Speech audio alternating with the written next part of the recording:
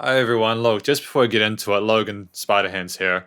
Basically, in this review for, Dizzy Scratch, featuring Antoinette Roberson for the song Tribal, you'll see in the video that I say Antoinette instead of Antoinette. And this is because I read the information that was visible on the screen for the song link, the one that I play, and it said Antoinette. Apparently, it's actually Antoinette. So I found that out now, and I'm just putting this amendment at the start of the video to explain why I say Antoinette.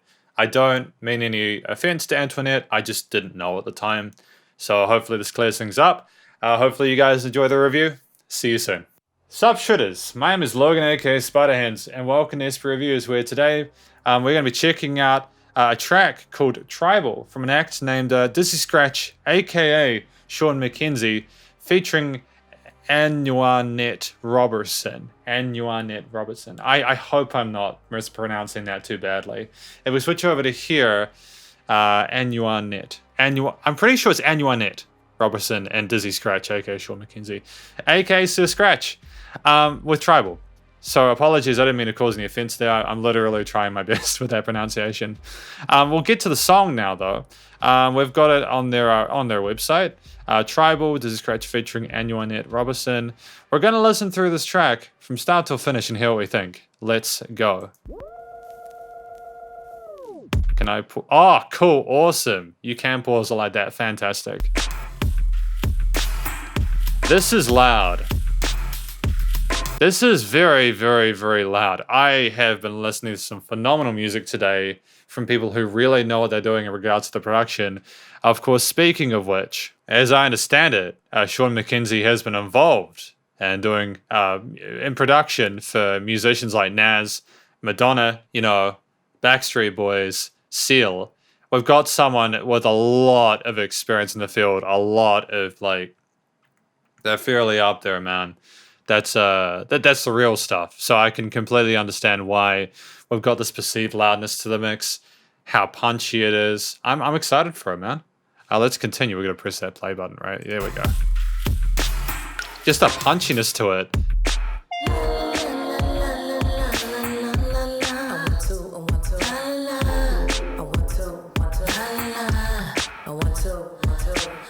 It's interesting. There's lovely panning and automation of the different elements within the mix. Everything is so well rounded in it, including the drums and these other sort of melodic elements and the vocals. And there's two different sides of the vocals. Yeah, the backing vocals, the la la la vocals.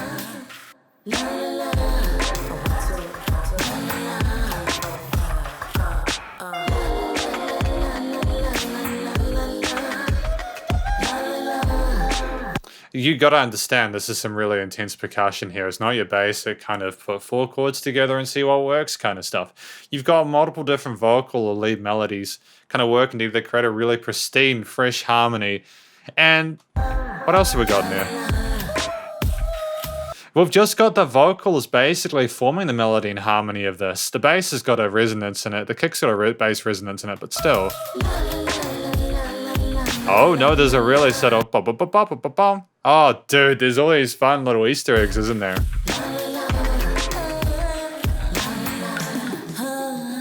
A little subtle fill.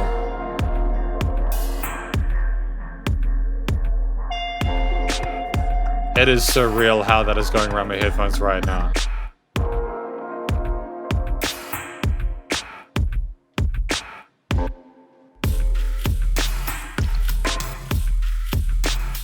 It's just next level, man. It may seem like, I get a lot of people coming through as producers who are kind of just starting to put their beats together, and they'll either go buy a beat from a shop online and they'll rap over it. Or they're sort of taking the drum beats or the MIDI instruments at face value, sort of slapping it all together. You have to really... There's a wide variety of different considerations in regards to panning and the perceived depth of the instruments within the field. I would honestly without going any further, and I know I'm pausing it a lot, and I know that's annoying probably, but just if you're listening to this via a phone, go get some headphones. Listen to this song through a set of decent headphones. It's going to be a complete different experience. You're just not going to get the same level of appreciation, I think, through a cell phone. I'm not trying to sound like a snob. Literally, you can just hear it around you, as opposed to a cell phone, which is right in front of you. Do you know what I mean?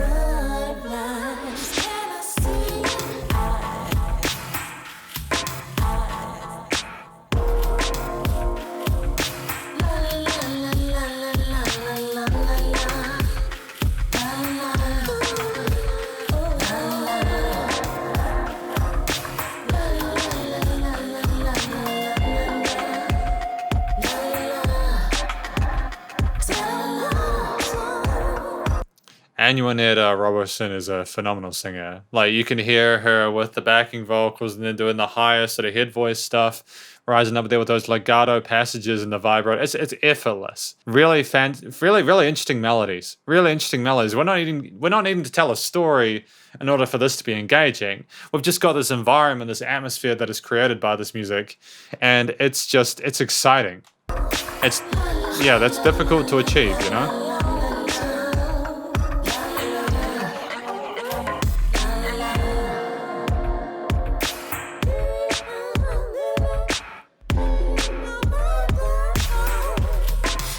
As the epitome of using a voice as an instrument, this is one of the best examples I've heard of this throughout my time doing reviews.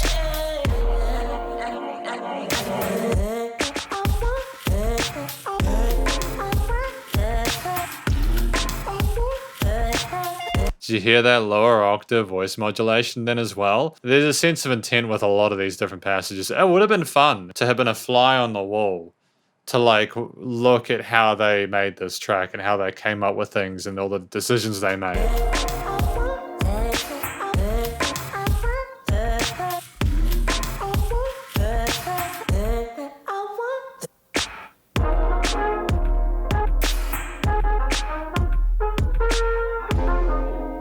Because I need to stress something, right? You got an B flat, you go into the F, then you go into the F. You just these two notes max in regards to the overall harmony, but there's so many different elements and layers and channels and little inserts and stuff and bits of change and spice throughout that it sounds a whole lot bigger than it actually is, you know? And sometimes it's just writing that F or that B flat. Yeah, it'll be the B flat that they're writing. B flat minor? It would be a B flat minor? Yeah, it's definitely a B flat minor. Now that brass there is fun as well. I like that as an additional layer in there. We've probably had it in there. I've just been gushing over a lot of different elements and sort of take it. Maybe not being able to take everything in at once. But a little bit of development as we go along. Development is important.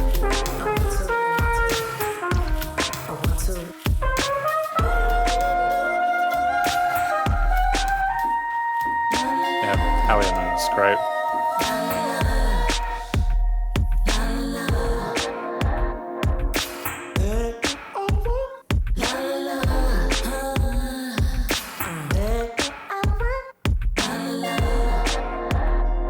And can you just hear how some staccato some of the bits are?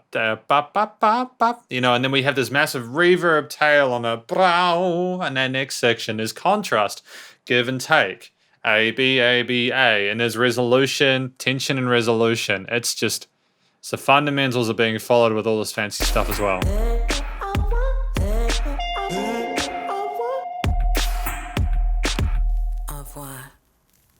Au revoir.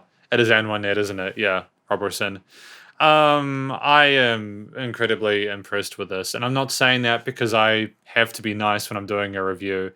Sometimes I'm not as positive about the stuff I listen to, and it's even when it comes to people who are like a lot bigger. Like, there've been musicians that the majority of my audience are really interested in listening to, and I've said I haven't agreed with the choices they made, and I've gotten in trouble for it, but that's okay. I need to focus on the review. I was about to go on and talk about that time that a musician threatened me with a lawsuit because I said that they spent half the time. I didn't like the way they had so many legato passages, but that's a topic for another time.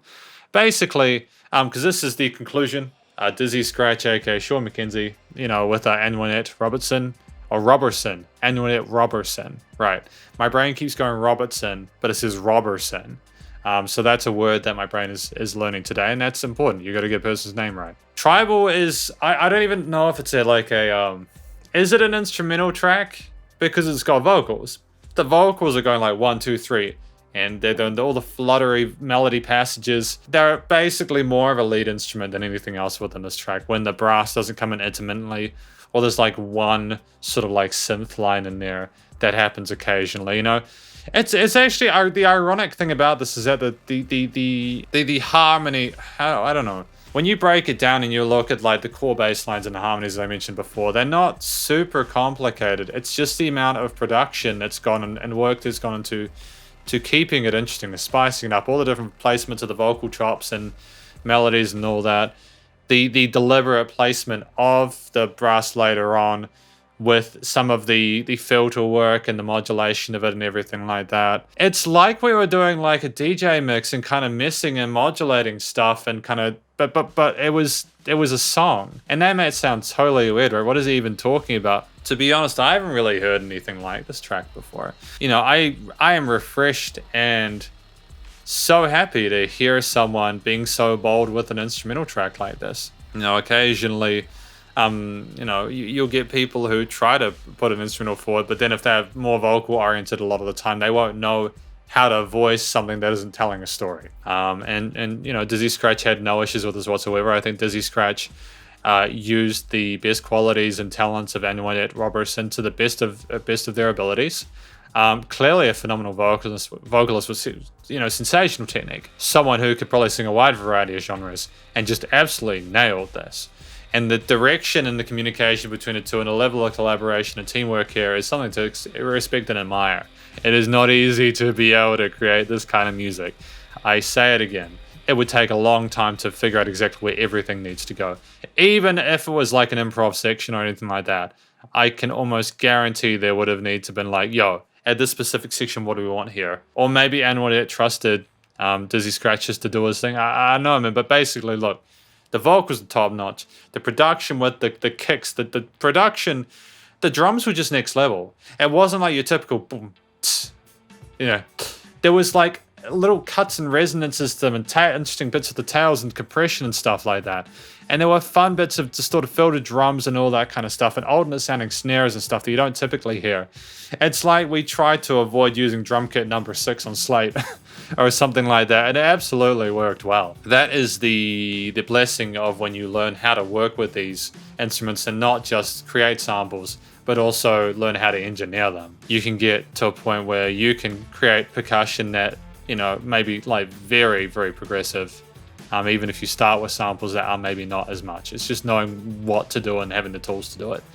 And having the experience and the talent, and that's what we have here. I'm not entirely sure about what the song was about. I think that it was more about the overall vibe with the tribal elements and the way the vocals were done and that kind of journey is kind of sort of a sense of, it's a sort of exotic, sort of a progressive kind of vibe to it with some jazz and sort of lounge and funk elements and all that kind of stuff. I'm just blown away by what was accomplished here. And I mean that, and again, not in the way, I'm not trying to be superfluous. See, I can't even talk properly. I'm not trying to be superfluous with my praise here. It's just, I mean, I haven't even spoken about the recording, mixing, mastering yet. It sounds like it came from a major label. You don't really get better than this. You really don't get better than this. I remember growing up and hearing stuff on CDs that was at this level of audio quality from like major labels, and this is exactly where it's at. I don't know what people have been with us, because it's just the quality of music nowadays is astounding. I'm glad I got to listen to Tribal by Dizzy Scratch featuring Anoinette Roberson. But effectively, that is my review. Overwhelming praise for Tribal. And hopefully you enjoyed the song. If you did, please do go show Dizzy Scratch and Antoinette Roberson some love via their various social medias. Stay cool and stay safe, and please also remember to support your local musicians and artists at this point in time, as they need the help more than ever with all the crazy stuff going on in the world. And I will catch you in the next review. Spider hands out.